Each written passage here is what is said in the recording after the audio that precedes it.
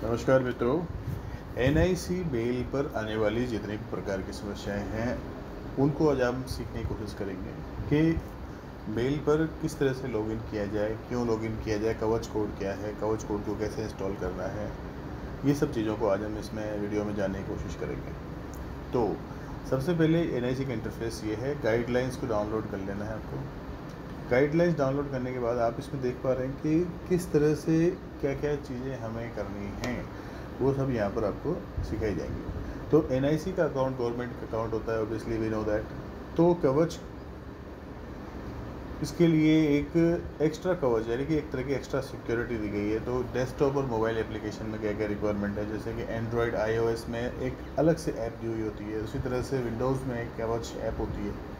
कवच ऐप को इंस्टॉल करने के बाद ही जो रैंडम कोड जनरेटर होता है वो स्पेशल कोड जनरेट करता है और उस स्पेशल कोड को हमें पासवर्ड के साथ लिंक करके हमारी एनआईसी की आईडी पर लॉगिन करना होता है।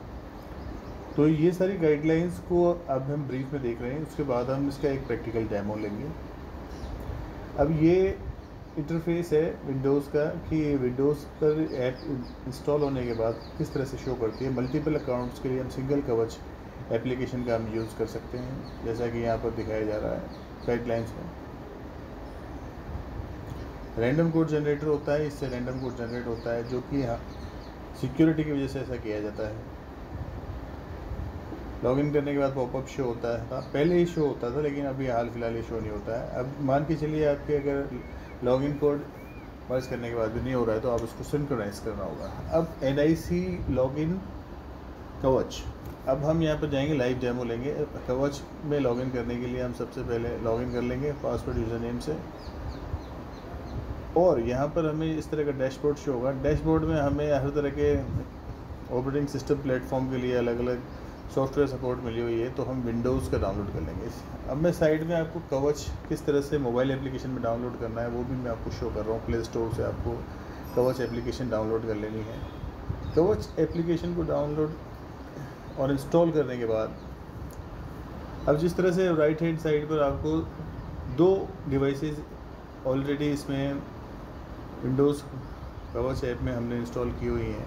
अब इनको डी रजिस्टर करने के लिए आपको यहाँ से विंडोज़ के प्लेटफॉर्म में इस ब्लैक बॉक्स को टिक करके आपको डी रजिस्टर करना होगा। अब यहाँ पर मोबाइल इंटरफेस पर आपकी लॉगिन आईडी और पासवर्ड डालने के बाद आप लॉगिन करेंगे। फिर जो ओटीपी होगा वो संबंधित अधिकारी के मोबाइल पर जाएगा, वो ओटीपी आप उनसे पूछ कर यहाँ पर डालेंगे और उसके बाद में आप कवच पर मोबाइल ऐप में लॉगिन कर पाएंगे।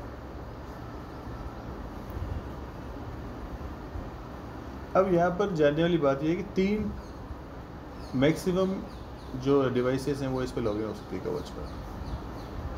3 से ज़्यादा अगर आपको करनी है तो एक डिवाइस को आपको डी रजिस्टर करना होगा। डी रजिस्टर करने के बाद आप दूसरी डिवाइस को यहाँ पर एक्सेस दे सकते हैं। अब आपको यहाँ लॉगिन करने के लिए, अब जैसे मोबाइल इंटरफेस पे हमारे यहाँ लॉगिन हो गया है, तो रैंडम कोड जो है हर 30 सेकंड के बाद जनरेट होता है। अब हर 30 सेकंड के बाद वो जनरेट होगा, उसे आपको यहाँ पर कवच कोड को लॉगिन आपके पासवर्ड के साथ डालेंगे अटैच करके, तो आप यहाँ सिस्टम में लॉगिन कर पाएंगे। अब ट्रबल शूटिंग क्या है, जैसे कि आप पासवर्ड भी सही डाल रहे हैं फिर भी आपका जो है लॉगिन नहीं हो पा रहा है, तो उसके लिए आपको क्या करना होगा, आपका नेटवर्क को चेंज करके आप देख सकते हैं। अब नेटवर्क चेंज यानी कि आप नेटवर्क अडेप्टर सेटिंग में जाएंगे। नेटवर्क अडेप्टर सेटिंग में जाने के बाद ईथरनेट को डिसेबल करेंगे और वाईफाई के थ्रू लॉगिन करने की कोशिश करेंगे। या फिर आपके पास कोई दूसरा ईथरनेट है यानी कि लैन कनेक्शन है, तो आप उससे भी यहाँ पर ट्राई कर सकते हैं। यानी कि नेटवर्क को स्विच करने से कई बार प्रॉब्लम सॉल्व होती हुई नज़र आई है। अब जैसे यहाँ पर आप गए, अब मोबाइल पर आपने किस तरह से कवच कोड को इंस्टॉल किया और वहाँ पर क्या क्या फैसिलिटी है तो वो हमने यहाँ देख ली।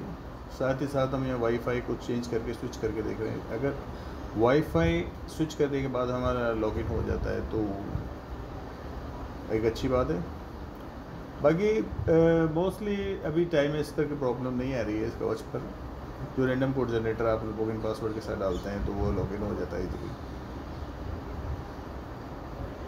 बट अभी हाल ही में नई गाइडलाइन जो जारी हुई है उसके हिसाब से सभी एनआईसी यूजर्स को अपना अपना पासवर्ड जो है वो चेंज कर लेना है।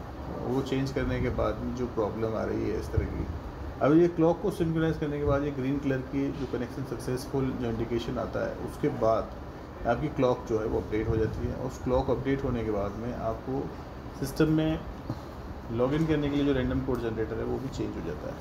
अब इंटरनेट को हम यहाँ वापस से इनेबल कर देंगे। Thank you guys for watching my video. Like and subscribe करें।